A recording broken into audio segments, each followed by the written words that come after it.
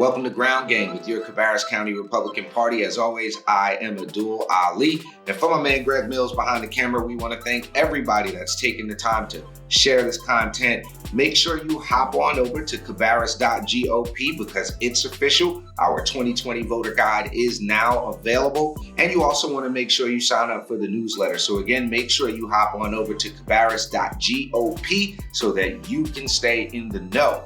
Also, if you are in the area, your Cabarrus County Republican Party is at 96 McGill Avenue here in Concord. We've got the Mark Robinson shirts. We've got the Cabarrus County GOP shirts. And ladies and gentlemen, we've got the Trump signs. So make sure you get on down to your Republican Party headquarters. Again, we're at 96 McGill Avenue here in Concord. Today, we are going to be joined by folks from the Dan Forest campaign. As you can see, our broken tradition, and I've rocked the Dan Forest t-shirt. Shouts out to Dan Forest and to Mark Robinson. But today, we're going to be joined by Pastor Leon III, who is in charge of faith-based and minority outreach for the Forest campaign. We're also going to have Erica Diaz and Jim Quick with us. So stay tuned to Ground Game. I promise you do not want to miss this episode. We'll be right back. Here's your Cabarrus County calendar. Saturday, September 19th at 7:30 p.m., right at party headquarters, 96 McGill Avenue in Concord. Join the Young Republicans and the Cabarrus County Men's Club for politics and pints. Fun time to get together with your Young Republicans and your Men's Club, and that's at 7:30 at the office. On Monday, September 21st at 6:30 p.m., your Cabarrus County Board of Commissioners will meet. And on Monday, September 28th at 6 p.m., Kannapolis City Council will meet at 6 p.m. Ladies and gentlemen, this is your Cabarrus County calendar. Politicians play politics, but Dr. Kristen Baker isn't a politician. She's a physician and political outsider who's dedicated her career to people, not politics. Baker's running to fix our broken system and defend conservative values in Raleigh. She'll cut taxes, crack down on sanctuary cities, and protect the unborn. Politicians play politics. Dr. Kristen Baker helps people. Pro-life Christian, lifelong Republican. Dr. Kristen Baker for State House. Welcome back to Ground Game with Cabarrus County Republican Party. I got to give a big shout out to Dr. Kristen Baker. She just received an endorsement from the North Carolina Police Benevolent Association. I can never say police and benevolent. That word is always bugged out. But shouts out to her and all the great work that she's doing. If you don't know, she does have some competition this election cycle. So make sure you're getting out there and voting and supporting Dr. Baker. As promised, we are joined by a good friend of mine, someone who I've had the pleasure of working with over this last year, Pastor Leon III. Brother, welcome to Ground Game. Thank you. Honored to be here. Absolutely. You are in charge or working with the Dan Forest campaign on Black outreach, faith-based outreach. How did you get involved with the Forest campaign? Well, I was considering running this time around again myself. And I considered the urgency for having a shift in the state government, and certainly looking at and knowing the history of Dan Forest and how he served so well in his role as lieutenant governor, I really felt like an investment into this was probably a better use of my time and energy. And so here I am. And so I reached out to the campaign and see how I could be a part. And here I am several months later. Good to know. Now, we've had an opportunity to work on some small business events together and some faith-based community events together. How important do you think it is for folks to know Dan Forest's stand on small business, and especially for folks whose freckles are as close together as ours? Yes. How important do you think that is for the folks to know about that? Well, I think one of the sad mistakes that we're dealing with is very often someone like Dan Forest, who is very committed to small businesses, and to minority businesses that often, trying to overturn an incumbent can leave him kind of second to the big picture of what's going on. But his commitment is second to none. I mean, he is on point. He understands the issues. I think he has served well as a lieutenant governor. But I'm confident that we're going to see a major difference in the impact on small businesses and on minority businesses as he serves as governor. Absolutely. One of the big, we're going to let that truck roll by real quick. See, business is humming here in Cabarrus County. When you hear construction, that means business and growing and growth. Speaking of that, I think it's important for folks, when we talk about business growth, we've got to have a workforce, and education is key in that workforce. A major issue these days is opportunity scholarships and school choice. What, for the folks who may not know about Dan Forrest's positions on school choice, are important to you that you would want folks to know? I mean, he has championed charter schools, school choice, and opportunity scholarships. He's championed that. That's been one of his major priorities. He understands the urgency for equality in education. And very often we know that those in inner cities and urban communities sometimes are not able to get the kind of education from their public school system. So giving choice to parents, and this is such a big issue for him, that parents have the tools they need to educate their children, and not being limited by their zip code, but being able, based on their will and the willingness to work, that they have opportunities for their families and their children to be properly educated. So Dan Forrest is on the front lines of this issue. One of the things that you all have to understand, and we talk about this on Ground Game all the time, is that if people do not have a choice in education, we're really limiting their ability to climb up that socioeconomic ladder. So that's why we hone in on school choice as a major issue here. With some of the things go ahead. I want to emphasize that even more so. It's really interesting that the other side of the coin, so to speak, for whatever reason, they would not want people to have a choice in education. It seems insane to think that you would deny people the choice of having better educational opportunities for your children. And it seems like that the very thing that should be championed by the other side of the aisle, that's the very thing that they're pushing against, not giving families choice in choosing opportunities for their children. So I want to really push that. Here's the next governor of our state, Dan Forrest, wanting to make sure parents have choices for their children in educating. That's a no-brainer for me. Yeah, well, Roy Cooper lost me in that interview. More construction love, gotta love it. Roy Cooper, King Cooper. I don't know if we can flash that picture up here. Every time I'm going to say King Cooper, it should be like a picture of him up there. But King Cooper said in an interview, and I know you may have saw it. If you haven't saw it at home, go look it up. When they were talking about opportunity scholarships, he literally said, "This is an expense we can't continue." He labeled our children an expense. So you've got a clear choice here. How can people get a hold of you, faith-based leaders get a hold of you if they want to reach out to you and connect and work with the Dan Forrest campaign and your Well, we certainly have a Facebook page called Black Americans for Dan Forrest. You can certainly reach us on that site, or you can reach out to the Forrest campaign as a whole. That's danforrest.com, and just saying, listen, I want to talk more about clergy or Black clergy or about the faith initiative in the Forrest campaign. There's a host of ways to get involved. There's so much more work to do, very little time to get it all done. We've had to be creative and innovative since some of our gatherings have been limited because of the coronavirus, but we believe that we still have a great opportunity to take advantage of the remaining days we have to really get the Forrest team information out to the people. We need Dan Forrest. His approach has been three major components: unity, opportunity, and possibilities. And we need someone to know how to unite North Carolina on these traditional North Carolina values. That's right. We need leadership that will actually help bring opportunities for all of North Carolinians, not just Black, not just white, not just brown, but all of North Carolinians. And then we need the possibility of seeing a new future based on good, grounded leadership. You know, no organization can rise above and operate consistently beyond its leadership. And we've seen this through this pandemic season. That's right. That North Carolina is hurting for a lack of good, grounded leadership. You know, we're 49 out of 50 states in opening up the state. 49 out of 50. We're still in phase 2 of the so-called pandemic. And we've got to have leadership to move North Carolina forward. And I'm looking forward to seeing Dan Forrest as the next governor to help move us forward. If it ain't obvious, he's a preacher, and it's really cool. Listen, folks, you're on Ground Game. We're going to be right back. After this, we're going to be joined by Jim Quick and Erica Diaz, also with the Dan Forrest campaign. We'll be right back. To the many North Carolinians who are worried about what this means for your families and your livelihoods, please know that you will not be forgotten.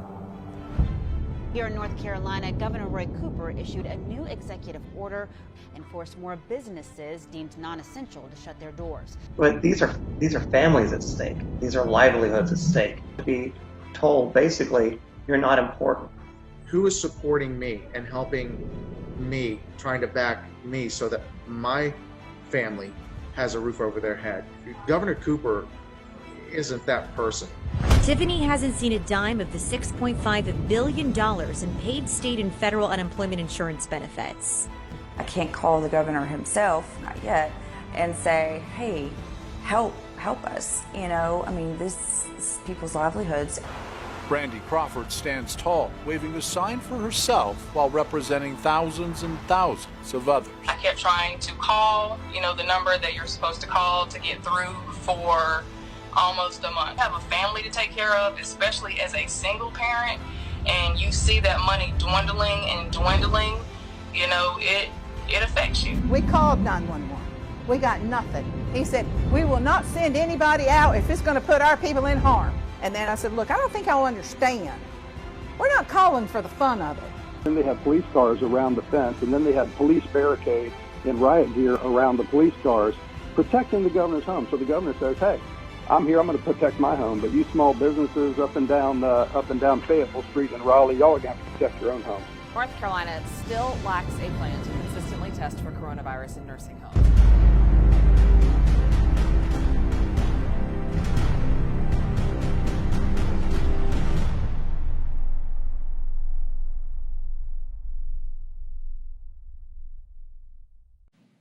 All right, ladies and gentlemen, welcome back to Ground Game with your Cabarrus County Republican Party. As always, I'm Abdul Ali. As you can see, we are playing musical chairs with our audience today. Today, we've got another guest with us, and guess what? She's with the Dan Forest campaign as well. So, Miss Erica Diaz, welcome to Ground Game. Thank you. Glad you could be here. Now, you've got a new title. You've just been added as what to what? Co-chair of the Dan Forest. If we can get an applause noise there. And you also do Latino engagement for the campaign as well, right? For the Latino. Okay, so how has that been going? Latino engagement with the campaign, how's that been working out? It's been pretty interesting, pretty encouraging. Speaking to quite a few Latinos, more than a few Latinos. They're pretty excited, especially I've been speaking to a lot of Cuban families, and they do not want to see North Carolina or our country become communist. Some folks from a whole family of Panama, they had a lot of wealth. They created a lot of land in their country. Their government became communist, took their property, distributed it. Where have we heard that from? Distributed the wealth. Squad, right? Right. Promised the family would get some kind of reward for it. They still haven't seen a penny of it. So they came to the United States, North Carolina. They love it. And Cuban families, I'm actually going to go see a family who has a small business at the Gibson Mills. Okay. He's from Venezuela, also, and his wife is from Mexico.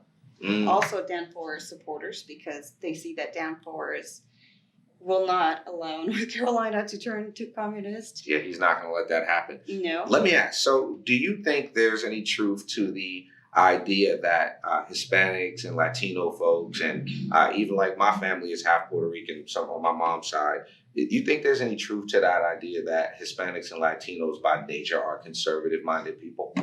We are conservative, and like Dan Forest is, we have more in common than you would think, than the media wants us to believe. We are conservative. We don't believe in abortion. We're very family-oriented.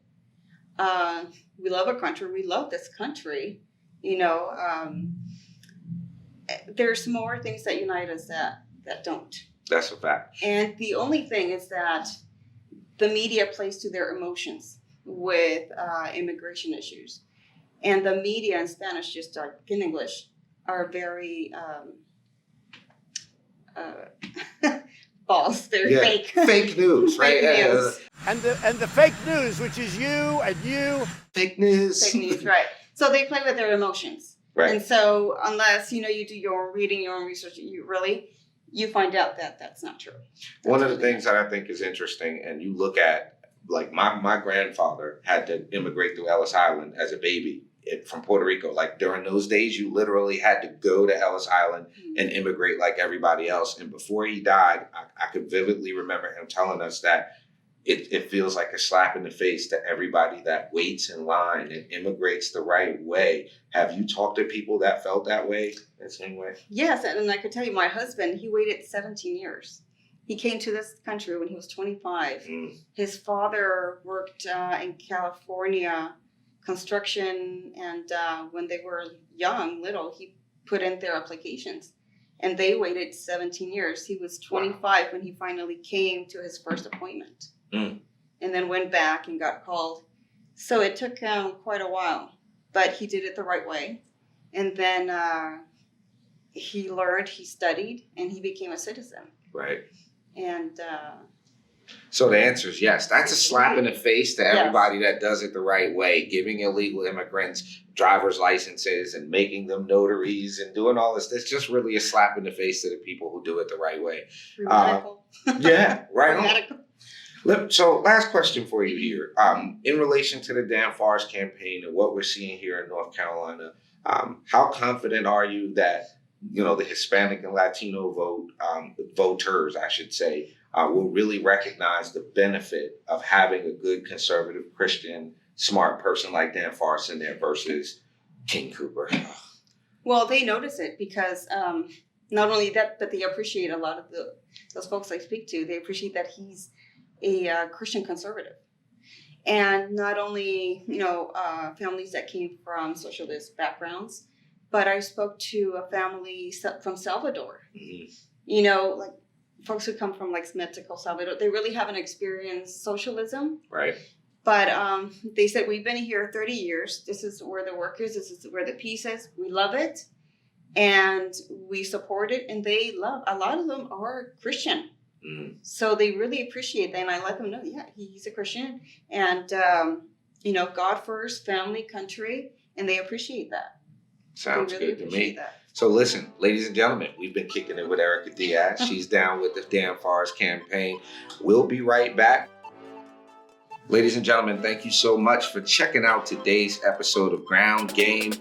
We really appreciate it. I know I can speak for my man G to the Mills behind the camera that we really appreciate all the likes, all the shares, and all the people that are giving good comments here on Ground Game. I'm joined by my man Jim Quick today. He's got a couple of words of knowledge to drop for y'all on the way out. So Jim, what you got for the people? So if you've heard something that really gets you excited about supporting Dan Forest, I encourage you to visit his website, danforest.com. Out there, you can join the team, join Team Forest. We have a group of volunteers across Cabarrus County that's dropping these door hangers off to 8,000 homes in Cabarrus County.